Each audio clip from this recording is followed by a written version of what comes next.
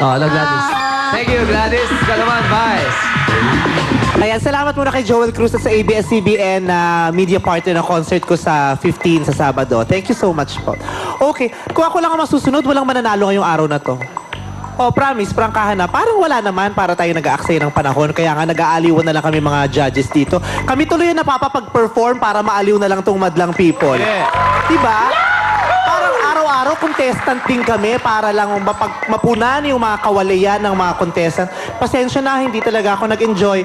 Oo, may effort kayo sa costume, pero yung mga nauna rin naman nag-effort sa costume. Pero kung costume na lang ang labanan, eh parang wala na kaming hinahanap kundi puro effort na lang sa costume. Kaya parang wala. Pare-pareho na lang score. Mula una hanggang 3, bahala na silang mag-decide kasi wala talaga akong nagustuhan for today. Pasensya na.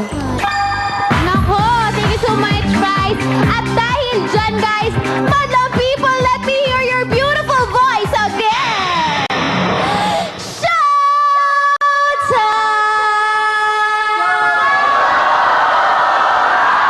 Yeah!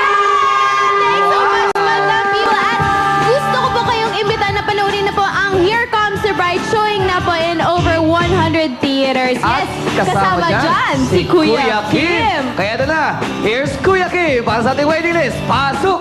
Maraming salamat po. Kaya nalang kasama ko rito yan, Teatro Bustaka. At nakita nyo kanilang costume para nakapusa, nakasuot pusa sila. Magbunod kaya sila ngayong araw na to. Ito na naman yung mga iba. Ito po ang mga taga Dasmariñas, Cavite, ang highlights at from San Jose del Monte, Bulacan, Standard Academy.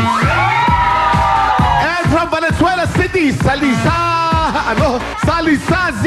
515. Okay. Jukes and Teddy, burot na.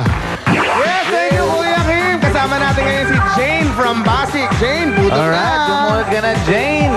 Maraming salamat muna sa Junk Food Cheese. Ayan, parang Jugi.